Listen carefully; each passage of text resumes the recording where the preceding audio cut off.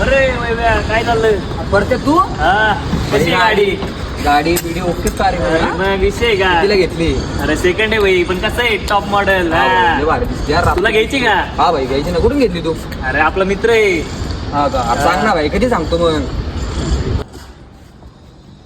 कसं आहे वेल्सवॅगन टॉपचं मॉडेल आहे भाई, सेकंड आहे पण टॉपचं.